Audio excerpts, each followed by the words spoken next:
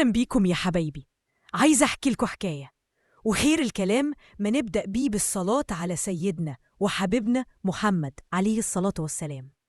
الشمس كانت بتميل ناحية الغروب، ورمية نور برتقاني تقيل على حيطان بيتنا الحجري، وشعاع نور قدر يتسلل من الشباك وينور وش ياسمين وعمر وهم بيلعبوا على السجادة العجمي القديمة. ضحكهم كان مالي المكان زي لحن حلو، وبيشيل من على قلب أمهم اللي هي أنا نادية أي تعب من تعب اليوم. كنت بتحرك في مملكتي الصغيرة دي زي الفراشة، وريحة الأكل الحلو اللي بعمله لجوزي سليم حبي الأول والأخير وسيد البيت ده طالعة من المطبخ. البيت ده كان بالنسبة لي أمان وسكينة. بصيت لعيالي وقلبي فاض حنية، كانوا قرة عيني وتمرة حب كنت في يوم فكراه صخرة جامدة متهزهاش أي حاجة. سليم كان هو دنيتي، راجل حبيته بكل ما فيا وشفت فيه الحسن والسند. حبه ليا كان واضح، بيبان في نظراته، في لهفته وهو راجع كل يوم بالليل، وفي خوفه عليا اللي كنت بشوفه دفى وحماية، لكنه كان خوف شايل جواه نار خفية، غيرة بتحرق.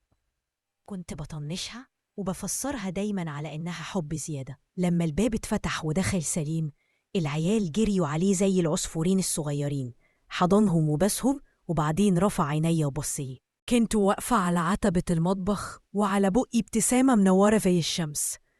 قرب مني وطبع على جبيني بوسة حنينة وهو بيهمس ربنا يخليكي ليا يا روحي. حسيت وقتها إني ملكت الدنيا. قدمت له المية وقعدنا نتكلم عن تفاصيل يومنا، والضحك مالي المكان. كان مشهد سعادة كامل يتحسد عليه. وفي وسط الهدوء ده جرس التليفون الأرضية رن قطعت السكينة. قمت أرد وموبايلي كان محطوط على الشاحن. ألو؟ أيوة. ياه فارس، إزيك؟ سنين طويلة ما سمعتش صوتك. ابتسامة سليم اتجمدت على شفايفه وهو بيسمع اسم راجل غريب، وضحكة العفوية اللي في ودانه في اللحظة دي كانت نشاز ومريبة. فارس ده كان زميلي القديم أيام الجامعة، اتصل يسأل على صديقة مشتركة سمع إنها عيانة. كانت مكالمة بريئة وقصيرة، معدتش كام دقيقة، فيها شوية كلام عن ذكريات حلوة ودعوة بالخير، لكن سليم ما شافش منها غير اللي شيطان الغيرة بتاعه حب يشوفه. فرصت المكالمة ورجعت مكاني بنفس الابتسامة المنورة، بس اتخبطت في حيطة من السكوت البارد. وش سليم كان مكشر وعينيه بتبصلي بصة غريبة عمري ما شفتها، بصة فيها شك واتهام. مين؟ سأل بصوت أجش ما فيهوش أي ود. جاوبت بعفوية، ده فارس زميلي في الجامعة، فاكر؟ كنت حكيت لك عنه مرة. بيسأل على قطعني بحدة، وليه يتصل بيك انتي على تليفون البيت؟ ما عندوش صحاب تانيين يسألهم؟ وليه كل الضحك ده وكأنك وسكت وساب الكلمة الأخيرة المسمومة طايرة في الهوا بينا. قلبي اتقبض، الدفا كله اتبخر فجأة وجا مكانه تلج. سليم مالك، دي مجرد مكالمة بريئة. الست المحترمة المتجوزة ما تضحكش الضحك ده. أنهى وهو بيقوم من مكانه كأنه مش طايق يقعد جنبي. وقفت مذهولة بحاول أستوعب إزاي الليلة الحالمة دي اتقلبت في لحظة لكابوس. بفيت لوشه اللي من شوية كان كله شب، دلوقتي شايفاه قناع غريب لراجل معرفوش. دي كانت أول مرة أحس فيها إن غيرة سليم مش حب، دي شرارة صغيرة في حقل قش ناشف مستنية بس شوية هوا خبيث عشان تولع حريقة تاكل الأخضر واليابس. في الليلة دي العيال ناموا مبسوطين، لكن ظل طويل من الشك كانت رامي بين أبوهم وأمهم، وأنا المسكينة ما كنتش أعرف إنه مش هيزول أبداً. يا دوب عدى أسبوع على ليلة الشك الأولى، وسحابة الشك بدأت ترمي بظلالها التقيلة على روح سليم. كان بيحاول على قد ما يقدر يطرد الهواجس دي ويقنع نفسه إنها مجرد غيرة عابرة، وإني أنا نادية بتاعته طاهرة ونقية. لكن بذرة الشك لو اتزرعت في أرض الغيرة بتكبر بسرعة شيطانية وتضرب جذورها في أعمق حتة في القلب. والفرصة جت للوشاية عشان تسقي البذرة دي. أميرة أخت سليم الكبيرة كانت ست ملامحها حادة، وفي عينيها نظرة متتوهش، نظرة واحدة مش راضية عن قسمتها في الحياة. كانت بتغير مني، من جمالي الهادي ومن سعادتي اللي كانت بتشوفها استعراض بيفكرها باللي ناقصها. في عصر يوم جمعة وسليم بيزور والدته، كانت أميرة هناك مستنية زي الحية في جحرها. قعدت تقلب فنجان القهوة في إيديها، وبعدين بصت لأخوها بنظرة كلها حنية مصطنعة وقالت بصوت واطي كأنه همس: إزيك يا حبيبي؟ وإزاي نادية؟ أنا شايفاها اليومين دول بتخرج وتلف كتير. سليم رفع حواجبه وكلامها لمس وتة حساس عنده. بتقضي حاجات البيت والعيال يا أميرة، إيه الغريب في كده؟ ابتسمت أميرة ابتسامة بهتها وقالت: مفيش يا حبيبي مفيش، بس الناس بتتكلم وصحباتها. مش عايزة اغتاب حد بس سمعتهم سبقهم. ستات متحررين زيادة عن اللزوم وضحكم بيوصل لآخر الشارع، والطيب يا أخويا بيتأثر بصحبة غيره. كلامها كان سم في عسل. هي ما اتهمتش، هي لمحت، ما جرحتش، هي نغزت. سليم بصلها وعقله بدأ يربط الخيوط الواهية. افتكر مكالمة فارس ودشكة العفوية اللي بقت دلوقتي في نظره مريبة.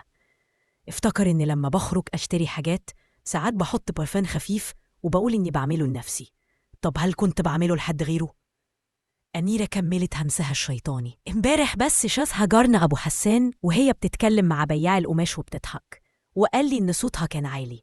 أنا طبعا مش مصدقة، عارفة نادية وحياها، بس يا أخويا سمعة الست زي الإزاز الصافي، أقل هاتش يتشوهوا، والناس ما بتترحمش. أنا بس خايفة عليك وعليها من القيل والقال. الكلام ده نزل على قلب سليم زي ميت النار. ما بقاش شايفني مراته البريئة، بقى شايفني بعيون أميرة الحاقدة، ومن خلال كلام الناس اللي هي نفجته له من خيالها. حس بغصة في حلقه وبغضب مكتوم بيغلي في صدره. الغضب ما بقاش على الناس، لأ، بدأ يتسرب بالبطيء ويروح ناحيتي أنا. ليه بحط نفسي في مواضع الشبهات؟ ليه بضحك مع البياعين؟ ليه بصاحب الستات دول؟ رجع سليم بيته في اليوم ده راجل تاني. دخل من غير ما يسلم السلام المعتاد. عينيه كانت زي عيون الصقر اللي بيدور على فريسة. بيفحص كل حركة مني، كل نظرة، كل كلمة. ولما استقبلته ابتسامتي المعتادة ما شافش فيها حب، شاف فيها قناع بيخبي سر. وقفت قدامه وحسيت بالبرود اللي حواليه، فسألته بقلق: سليم، كل شيء تمام؟ شكلك تعبان. بص في عينيا كتير وبعدين قال بجمود: كنتي فين امبارح الظهر؟ الدم نشف في عروقي. ما فهمتش سبب السؤال اللي جه زي السهم المسموم، بس جاوبت بصدق: كنت في السوق بشتري قماش لستاير أوضة الأولاد. بصلي بشك وقال: لوحدك؟ جالي ذهول من طريقة الاستجواب دي، بس روحي الطيبة ما كانتش لسه مدركة عمق الحفرة اللي بدأت توسع بينا. جاوبت بهدوء بحاول امتص غضبه الغامض: أيوة يا سليم، لوحدي. ممكن تقولي إيه اللي مضايقك؟ لكنه مرضاش، استدار ووداني ظهره وسابني مع حيرتي ووجعي. في اللحظة دي أدركت إن في همس خبيث وصل لودان جوزي، همس زي فحيح تعبان نفث سمه في روشه، وبدأ يقتل بالبطيء كل حاجة حلوة بينا. الأيام عدت تقيلة وكئيبة، والبيت اللي كان في يوم واحد أمان وسكينة بقى ساحة حرب صامتة. ضحكتي ما بقتش تملى المكان، بقى مكانها صمت حذر وقلق دايم. كنت بخاف أي حركة أو كلمة تتفسر غلط. بقيت بحاسب على نفسي وأنا بتنفس، وبطلت أتكلم في التليفون إلا للضرورة القصوى. ولو جرس التليفون رن قلبي كان بيتفزع قبل ما مد إيدي أرد. أما سليم فبقى سجان في مملكته، ما بقاش شايفني شريكة عمره، بقى شايفني متهمة تحت المراقبة. بقى بيفتش في موبايلي بالليل من ورايا بعد ما أنام، يقرأ رسايلي القديمة ويدور في قائمة المكالمات على أي اسم يخليه يشك. كان بيدور على دليل يديني وفي نفس الوقت خايف يلاقيه. الصراع ده كان بيمزقه من جوه، فيتحول ألمه وحيرته لقسوة وجفاء يصبوا في براسي أنا المسكينة. بدأت أحس بالاختناق من الشكوك دي اللي محوطاني زي شبكة عنكبوت بتلزق فيا كل ما أحاول أتحرك. بقيت متوترة وقلقانة أكتر، والتغيير ده في تصرفاتي كان في عينين سليم دليل جديد على ذنبي. كان بيشوف قلقي خوف من إني أتفضح، وسكوتي تخبية لسر، ودموعي اللي كانت بتنزل من عينيا بالليل كانت سلاح تمثيل عشان أكسب تعاطفه. وفي يوم من الأيام الكئيبة دي حصل اللي زاد الطين بلة. سهى، أقرب صاحبة ليا، كانت بتمر بمحنة صعبة. جوزها هجرها فجأة وسابها لوحدها مكسورة. اتصلت بيا وهي بتعيط عياط يقطع القلب، بتترجاني أروح لها أواسيها. ما ترددش لحظة، واجب الصداقة بيقول كده. حاولت أتصل بسليم كذا مرة عشان أقوله، بس تليفونه كان مقفول عشان كان في اجتماع مهم. سبت له رسالة سريعة بقول له فيها إني رايحة عند سهى في موضوع ضروري وإني هرجع في أقرب وقت. الساعات عدت وأنا قاعدة جنب صاحبتي المنهارة بطيب خاطرها وبحاول ألملم روحها المتشتتة. نسيت الوقت ونسيت إن جوزي مستنيني في بيت اتقلب لقفص من الظنون. في الوقت ده كانت أميرة انتهزت الفرصة. عرفت بخروجي من واحدة من الجيران فاتصلت بسيلين أول ما خلص اجتماعه. أخويا أنت فين؟ سألته بصوت بينقط قلق. في طريقي للبيت. ليه؟ اتنهدت أميرة تنهيدة مسرحية وقالت مش عارفة إذا كان المفروض أقول لك ولا لأ، بس أنا ما أقدرش أشوف أخويا بيتخدع واسكت. أنا شفت نادية، شفتها بتركب تاكسي ورايحة ناحية الحي التجاري الجديد. كانت لوحدها وبتبص حواليها بارتباك كأنها خايفة حد يشوفها. كانت كدبة شيطانية محسوبة. الحي التجاري الجديد كان بعيد جدا عن بيت سهى، وكان معروف بكافيهاته الفخمة وأماكنه اللي الست المحافظة ما تروحهاش لوحدها. الكلام ده وقع على راس سليم زي الصاعقة. قرأ رسالتي عن روحتي لسهى فبقت تبانه دلوقتي كدبة محبوكة عشان تغطي على فعلتها. صاحبتها في محنة، يا لها من حجة سخيفة. رجع البيت وهو عامل زي البركان اللي على وشك ينفجر. لقى البيت هادي والعيال ناموا بعد ما الخادمة عملت لهم العشاء. قعد في الضلمة مستني. كل دقيقة بتعدي كانت كأنها 1000 سنة، وكل صوت من بره كان بيتهيأله إنه صوت خطواتها وهي راجعة من ميعادها الآثم. لما دخلت أخيراً ووشي وقلبي مرهقين من مأساة صاحبتي، لقيته قاعد في عتمة الصالة زي الشبح. قام وقف ومشي ناحيتي بخطوات بطيئة ونظرات مرعبة. كنتي فين؟ سألني بصوت هادي بس كان هدوء ما قبل الزلزال. كنتي عند سهى يا سليم، أنا قلتلك في رسالة. مسكينة هي جوزها. قاطعني بصرخة دوت في البيت كله. كدابة، كنتي في الحي التجاري. كنتي مع مين؟ اعترفي. ملامحي بهتت ولساني اتلجن في بقي. ما فهمتش جاب الاتهام ده منين؟ الحي التجاري؟ ازاي؟ مين اللي وشى بيا كدب وزور؟ بصيت له بعينين واسعة مليانة دموع ورجاء وحاولت أدافع عن نفسي، بس الكلام كان بيطلع متقطع ومرتعش من كتر الصدمة والخوف. والارتعاش ده والارتباك ده كانوا في عينين سليم اللي الغيرة عمتها وزينتلها الكذب. إقرار كامل بالذنب. شبكة الشك كانت أحكمت قبضتها عليا تماماً ومبقاش فيه أي طريق للهروب. نار ليلة الاتهام دي يا دوب كانت هديت لغاية ما ترمي عليها حطب جديد ولعها وخلاها تاكل فيا أكل. عشت الأيام اللي بعدها كأني خيال في بيتي، بتجنب سليم وبتجنب عينيه اللي بترمي عليا سهام من نار.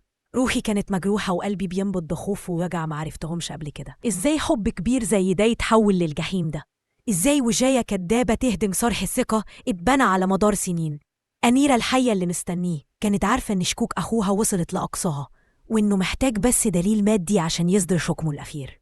فدبرت بليل خطتها اللي بعدها، خطة فيها من الخبث اللي يفوق كل اللي فات. في زيارة من زياراتها البريئة للبيت وأنا مشغولة في المطبخ اتسللت أميرة لأوضة النوم. كانت جايبة معاها حاجة صغيرة بس كانت كافية عشان تنسف اللي فاضل من الجواز ده. كانت علبة برفان رجالي فخم من نوع سليم عمره بستعمله، اشتريته مخصوص للمهمة دي. بحركة سريعة ومدروسة دست العلبة في قاع شنطة إيدي اللي بستخدمها كل يوم، وبعدين غطيتها بشوية ورق وحاجات تانية ورجعت الصالة بوش ملائكي ما يبينش أي شر. بعد يومين سليم كان بيدور على مفتاح ضايع في البيت، وبدافع من شكوكه اللي ما بتنامش بخطر في باله يفتش في شنطتي. فتحها وقلب محتوياتها على السرير، وبين ما كان بيمرر صوابعه بين الحاجات إيده لمست حاجة صلبة وباردة. طلعها واتجمد في مكانه. كانت علبة برفان رجالي أنيقة عمره ما شافها في حياته. مسكها بإيد مرتعشة وفتح غطاها، ففاحت منها ريحة قوية وغريبة، ريحة راجل تاني في قدس قداس بيته. حس بالدم بيجري في عروقه وبضربة حادة تخترق صدره كأنها خنجر مسموم. هو ده الدليل القاطع اللي كان بيدور عليه وبيخاف منه، الدليل اللي بيثبت كل حاجة. المكالمات، الضحكات، الخروج الكتير، التأخير في الرجوع، كل قطع البازل اترصت فجأة في عقله المريض عشان تكون صورة واحدة بشعة: الخيانة. في اللحظة دي دخلت الأوضة وأنا شايلة كوباية شاي لجوزي في محاولة يأسى مني إني أصلح اللي اتكسر، لكن لقيته واقف زي التنكال شايل الدليل في إيده وبيبصلي بنظرة ما كانتش مجرد شك أو غضب، لأ دي كانت نظرة اشمئزاز وقرف. إيه ده؟ سألني بصوت طالع من أعمق حتة في جحيمه الداخلي. بصيت على اللي في إيده وعقدت حواجبي في حيرة. برفان؟ معرفش، أول مرة أشوفه. سليم انفجر في ضحكة هستيرية مرة. أول مرة تشوفيه؟ طبعا، دي هدية من عشيقك مش كده؟ نسيتيه في شنطتك يا ست الفاضلة؟ ولا شايلاه معاكي عشان تفتكي ريحته وأنا مش موجود؟ عينيا وسعت من الرعب والذهول. عشيق؟ سليم انت اتجننت؟ أقسم لك بالله اللي خلقني معرفش ده جه منين، أقسم لك. بس قسمي وتوسلاتي كانوا زي الزيت اللي بيتحط على النار. قرب مني خطوة ورمى البرفان على الأرض، إزازه اتكسر وريحته انتشرت في الأوضة كلها. ريحة الخيانة المزعومة اللي هتفضل لازقة في ذاكرة سليم لسنين. كفاية كدب، صرخ في وشي. أنا صبرت كتير على تصرفاتك المريبة، على ضحكك وخروجك وأسرارك، ودلوقتي ده الدليل، أثر في غير محله، أثر راجل تاني في بيتي وفي شنطة مراتي. فاضل إيه عشان أشك فيه؟ أميرة كانت نجحت، قدمت له الدليل المادي اللي مفيش بعده كلام، دليل صامت بس كان أبلغ من 1000 شاهد زور. اترمت على الأرض بعيط واصرخ وأحلف بكل مقدس إني بريئة وإن في حد بيدبر لي مكيدة. بس سليم ما كانش بيسمع حاجة، كان قافل ودانه وقلبه وعقله واستسلم تمام للشيطان. ما بقاش فاضل غير حاجة يعملها، إنه يصدر حكمه الأخير. في الليلة المشؤومة دي البيت اتقلب لبركان من الغضب والجنون. سليم ما بقاش شايف قدامه نادية مراته وأم عياله، بقى شايف خاينة دنست شرفه ولطخت كرامته في الطين. صوته كان بيعلى زي زئير وحش مجروح، وكلامه بيطلع زي الحمم بينزل على راسي وأنا مرمية على الأرض مش قادرة أتحرك. شالتني الصدمة وإحساس رهيب بالعجز. إزاي عملتي فيا كده؟ إزاي اتجرأتي؟ كان بيصرخ وهو بيلف في الأوضة زي المجنون، يضرب بإيده في الحيطة مرة ويمسك في راسه مرة. وأنا اللي كنت فاكرك الطهر كله، أنا اللي وثقت فيكي وأمنتك على بيتي وعيالي وعرضي، كنت بحاول أجمع شتات صوتي المبحوح من العياط. سليم أرجوك اسمعني، دي مكيدة والله مكيدة، حد بيكرهني، حد حط الحاجة دي في شنطتي. فكر يا سليم، مين بيدخل بيتنا غير؟ وقبل ما انطق اسمها، اسم أميرة، الاسم الوحيد اللي نط في دماغي المتلخبطة، قطعني سليم بصيحة أشد. اخرسي، ما تتهنيش الأبرياء عشان تبرئي نفسك. فاكراني زبي؟ فاكراني ما شفتش التغيير اللي فيكي؟ العيال صحيوا على صوت الصريخ وخرجوا من أوضتهم خايفين ومرعوبين، وقفوا عند الباب بيترعشوا وهم شايفين أمهم منهارة على الأرض وأبوهم في حالة هيجان عمرهم ما شافوها. بصيت لهم وشفت الرعب في عيونهم البريئة، قلبي اتقطع وجع فوق الوجع. حاولت أقوم وأروح لهم عشان أطمنهم، بس سليم وقف في طريقي زي الحيطة وشاور لهم يرجعوا أوضتهم. وفي عز الجحيم ده وبدافع من غضبه الأعمى ورغبته إنه يثبت جريمتي قدام شاهد، مسك سليم تليفونه واتصل بأخته أميرة. تعالي فوراً، تعالي شوفي فضيحة مراتة المصون. نص ساعة بالظبط وكانت أميرة واقفة عتبة الباب وعلى وشها إناع متقن من الصدمة والأسف. دخلت وشافت الإزاز المتكسر على الأرض وريحة البرفان مالية المكان، وأنا في حالة يرثى لها. يا إلهي، إيه اللي حصل يا أخويا؟ سألت بصوت خبيث لابس توب البراءة. سليم حكالها القصة وهو بينهج من الغضب، عرض عليها الدليل والاعتراف اللي هو فسره من ارتباكي. وهنا أميرة لعبت دورها الأخير في المسرحية الدموية دي، قربت مني وبصت لي بصة فيها عتاب وشفقة مزيفة، وبعدين التفتت لسليم وقالت بصوت واطي كأنها بتبوح بسر عظيم: سامحني يا أخويا، أنا اترددت كتير قبل ما أتكلم، بس دلوقتي ما أقدرش أسكت أكتر من كده. اليوم اللي شفتها فيه في الحي التجارية ما كانتش لوحدها، سكتت عشان تدي لكلامها وزن أكبر. سليم بصلها وعينيها تطلع من مكانها، كملت بصوت مرتعش كأنها مجبرة تقول الحقيقة. كانت واقفة مع راجل طويل وأنيق، كانوا بيتكلموا بصوت واطي وبيضحكوا. مرضتش أهدم بيتك يا أخويا، فقلت لنفسي يمكن أكون شفت غلط، بس دلوقتي بعد ما شفت البرفان ده اتأكدت من كل حاجة. دي كانت شهادة الزور القاتلة، الرصاصة الأخيرة اللي اخترقت قلبي الميت أصلاً. بصيت لأميرة، لوش الشيطان اللي لابس قناع قديسين، وفهمت كل حاجة. فهمت خبثها وغيرتها ودوافعها. أطلقت صرخة مدوية، ما كانتش صرخة ألم أو خوف، دي كانت صرخة ظلم في أبشع صوره، صرخة روح بريئة بتتذبح بسكينة الكذب والوشاية قدام عينين اللي حبيته. كدابة، انت الكدابة، انت الشيطانة، ربنا هينتقم منك، ربنا فوق وشايف وهيبين حقيقتي. كنت بصرخ وانا بحاول اقوم، بس قوايا كانت خلاص خانتني. سليم ما بقاش عنده اي مجال للشك، شهادة اخته المخلصة كانت القشة اللي قسمت ظهر البعير.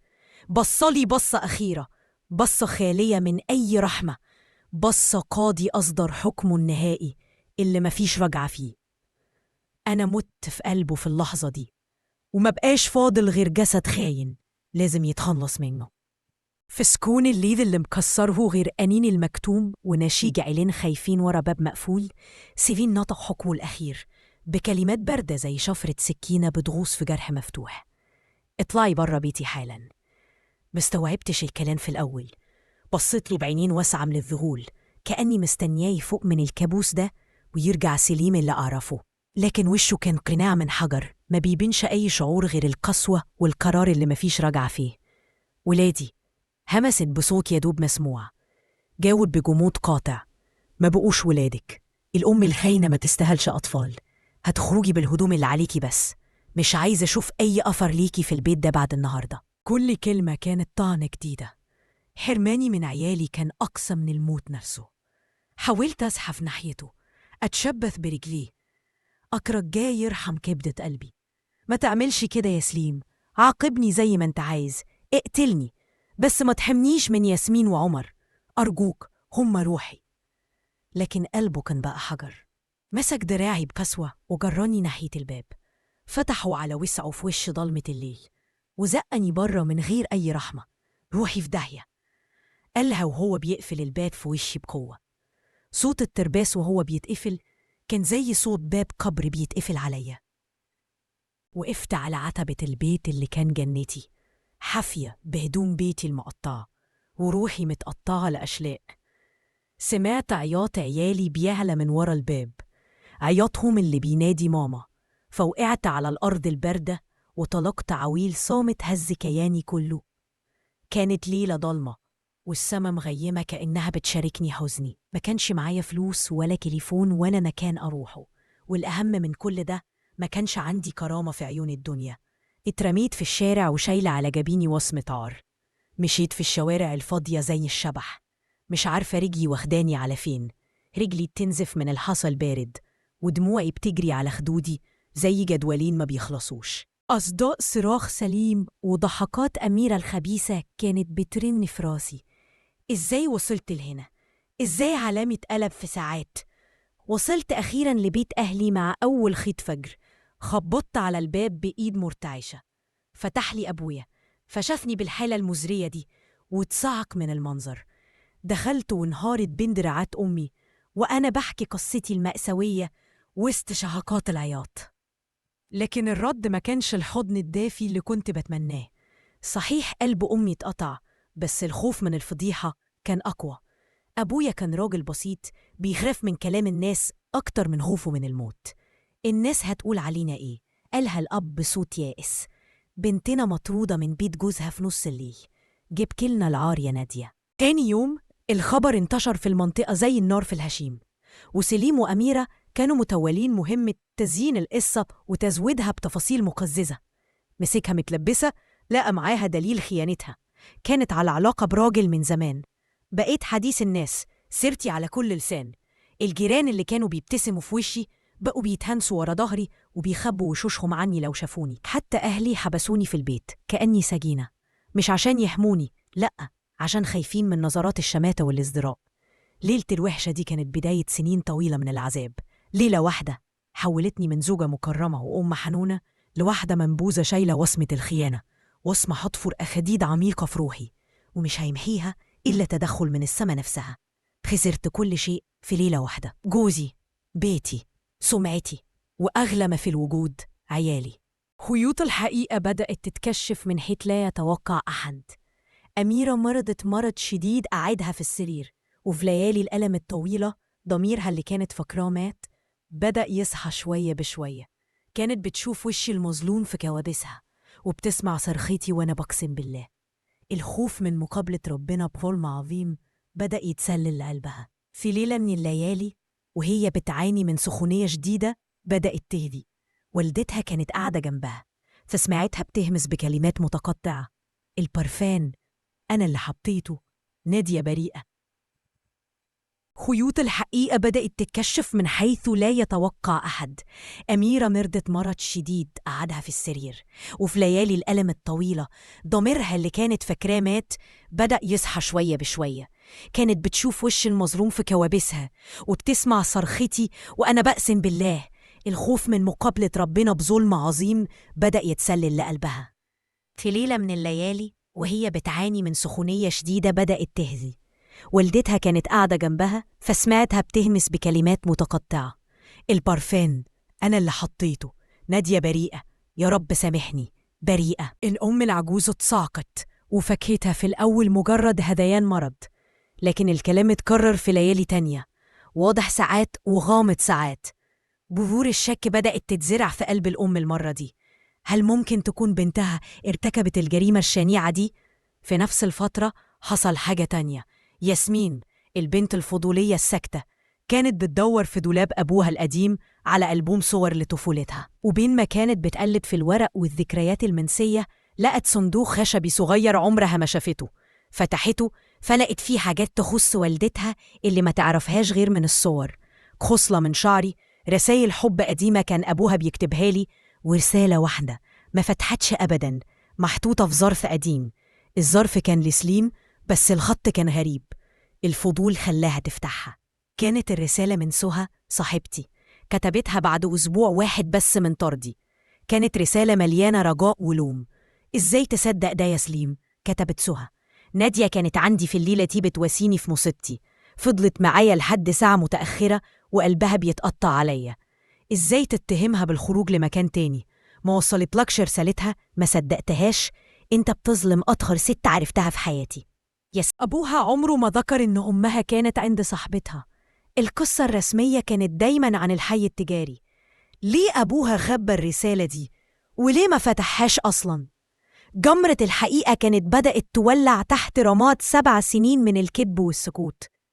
خيط من هديان الوشية الندمة، وخيط من رسالة قديمة لقيتها بنت بتدور على ماضيها. محدش كان لسه يعرف إن الخيطين دول هيتمسج منهم قريب كفن الكذبة الكبيرة. ياسمين معرفتش تطلع كلمات الرسالة من راسها: انت بتظلم أطهر امرأة عرفتها. الجملة دي كانت بتدق في عقلها زي المطرقة، بتهد شوية بشوية صرح الكذبة اللي عاشت في ظله طول حياتها. كانت بتبص لوش أبوها الشاحب بالليل وصمته الموحش، فبقت تشوف فيه دلوقتي حزن مختلف. حزن ممكن ما يكونش سببه الخيانة، يمكن يكون الندم. بشجاعة فاجأت بيها نفسها، قررت تبدأ رحلة البحث عن الحقيقة لوحدها. خطوتها الأولى كانت إنها تلاقي سهى اللي كتبت الرسالة.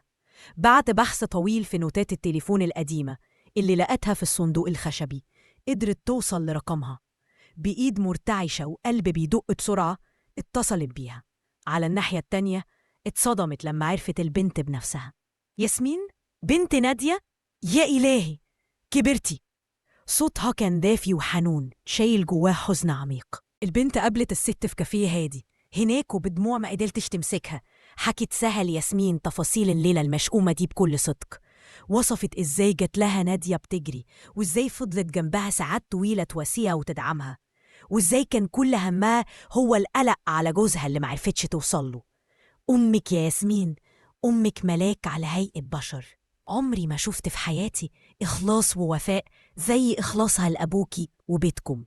اللي حصل لها ده أكبر ظلم شافته عيني. حاولت أوصل لأبوكي وقتها بس هو رفض يكلمني، وبعت له الرسالة دي على أمل إن هو يقرأها ويرجع لعقله، بس يبدو إنه هو ما عملش كده. ياسمين رجعت البيت وفي قلبها يقين جديد، بس كان يقين مؤلم. أمها بريئة وأبوها ظالم. إزاي هتواجهه بالحقيقة دي؟ وإزاي هتقنعه بعد كل السنين دي؟ في الوقت ده الشك كان بدأ ياكل في قلب الأم العجوزة كمان. هذيان بنتها أميرة ما سبهاش تنام، قررت تعمل حاجة. راحت ياسليم في يوم كان فيه لوحده في البيت. قعدت قدامه وبصت في عينيه تعبانة وقالت بصوت حازم ما تعودش عليه: ياسليم، عايزة أسألك سؤال وتحلف إنك تجاوبني بالصدق. أنت متأكد 100% إن نادية خانتك؟ شفتها بعينك؟ ارتبك سليم من سؤال أمه المفاجئ. إيه السؤال ده يا أمي؟ أميرة قالت لي اللي شافته وأنا لقيت البرفان في شنطتها.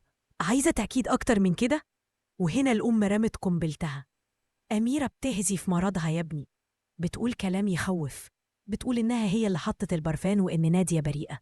الكلام ده نزل على سليم زي صخرة وقعت من جبل.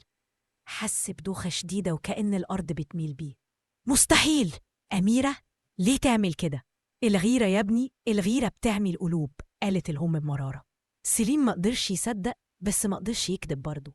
هديان أخته على فراش يموت وسؤال أمه الحاسم، كل ده بدأ يهز اليقين الجامد اللي بنى عليه حياته طول 7 سنين.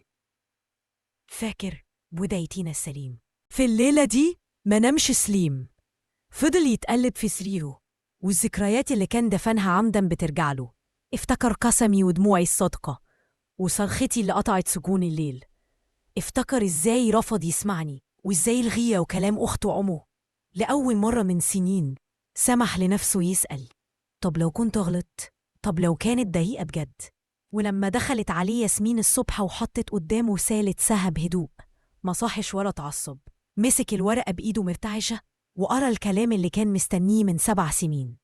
قراه مرة و2 و3، بعدين رفع راسه وبص لبنته وفي عينيه بحر من الحيرة والألم والندم اللي بدأ يطفو على السطح. كان أول خيط نور شق أخيراً جدار الضلمة التخين وكشف عن بداية حقيقة مرة، حقيقة هتكون مؤلمة أكتر من الكذبة نفسها.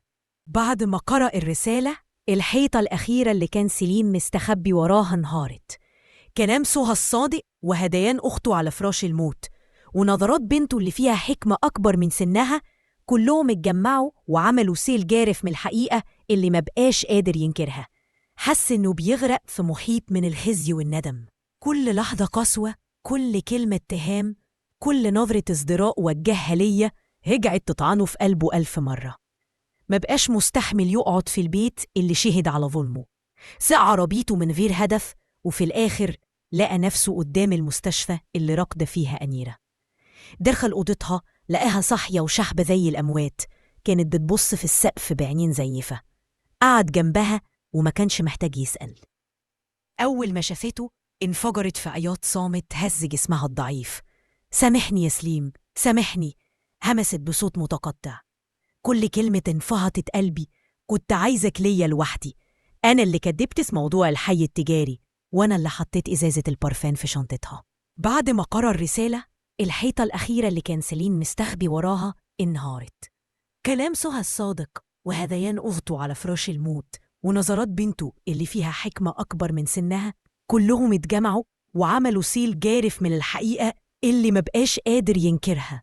حس إنه بيغرق في محيط من الخزي والندم. كل لحظة قسوة، كل كلمة اتهام، كل نظرة ازدراء وجهها ليا رجعت تطعنه في قلبه 1000 مرة. ما بقاش مستحمل يقعد في البيت اللي شهد على ظلمه. ساق عربيته من غير هدف وفي الآخر لقى نفسه قدام المستشفى اللي راقدة فيها أميرة. دخل أوضتها لقاها صاحية وشحبة زي الأموات، كانت بتبص في السقف بعينين زيفة. قعد جنبها وما كانش محتاج يسأل. أول ما شافته انفجرت في عياط صامت هز جسمها الضعيف.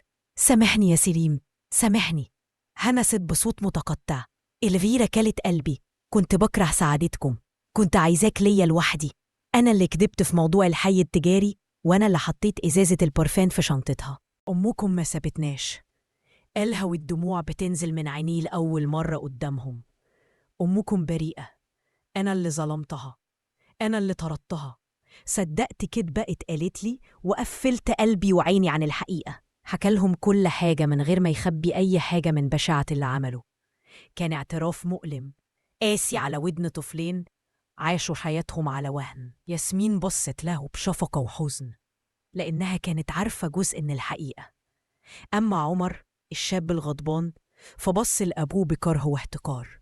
حرمتنا منها طول السنين دي، صرخ في وشه، خلتنا نكرهها وهي بريئة.